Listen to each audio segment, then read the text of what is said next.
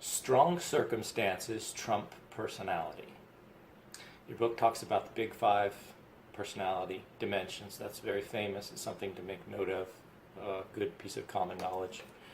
There's lots of different measures that are popular. You're familiar with the Myers-Briggs Type Indicator, the MBTI, I'm sure. You can look that up. If not, it's very useful and instructive. There's the MMPI and MMPI-2. That's a more professionally administered instrument that measures different dimensions of personality. I'll just use an example here to get this point through and be brief. Introversion, extroversion is probably one of the most easily understood and visible attributes of a person. A lot of times I'll ask people from the classroom doing my job, I'll say, you've listened to me and watched me for quite a while already here. Make a guess. You kind of know who I am and what my personality's like.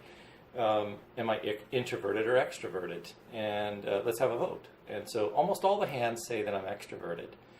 And it's funny because I'm not highly introverted, but I'm right in the border there. I'm certainly not highly extroverted.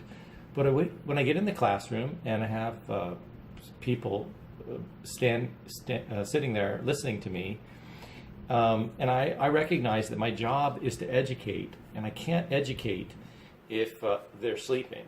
I start to jump up and down, and I start to raise my voice or clap my hands and move around. I make eye contact and engage deeply with people as much as I can to keep them alert and engaged, because I know that no learning is going to happen if they're unconscious. Sorry, there's a bug.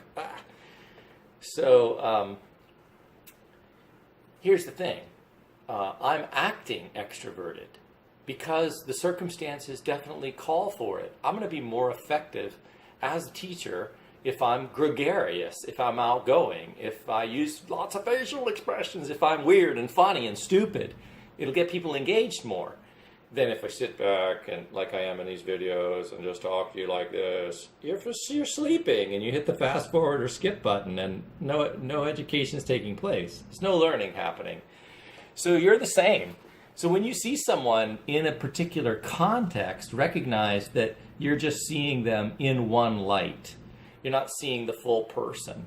If I came home to my family and I acted like I do in the classroom, that would almost literally be abusive. I mean, I would say, sit down, kids, and honey, and I'm going to talk to you about this, and I would be all gregarious. It would be crazy.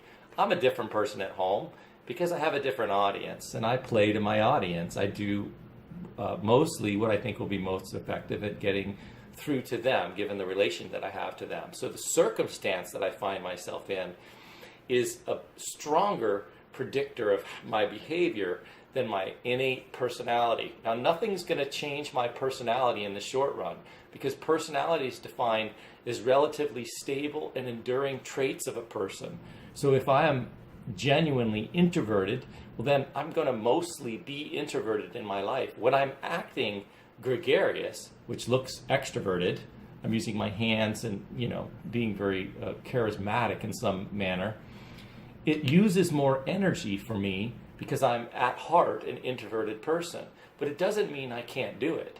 So if you're kind of a shy, introverted type, don't think that limits what you can do in any given circumstance. With practice, you can build your repertoire, and we're going to talk more about this in the leadership chapter, I expect. I haven't got to that yet. But there are not really boundaries as to what you can and can't do that are there because of your personality. They're there because you're not willing to take the risk and put forth the effort to enhance your own repertoire of presentation skills and your own skills and abilities to communicate effectively with other people. So strong circumstances trump personality. If someone's very gregarious and outgoing and extroverted most all the time, but their boss is standing next to them or their boss's boss, and they normally tell kind of risque jokes and that kind of stuff, if they're, socially aware at all, they'll probably tone that down quite a bit. That doesn't mean that they suddenly changed who they are. That means they're adapting to their circumstances. So strong circumstances. The more that a person can see and feel and perceive that this is what's appropriate and effective in this climate and this environment, the more they will are likely to act in accordance with that.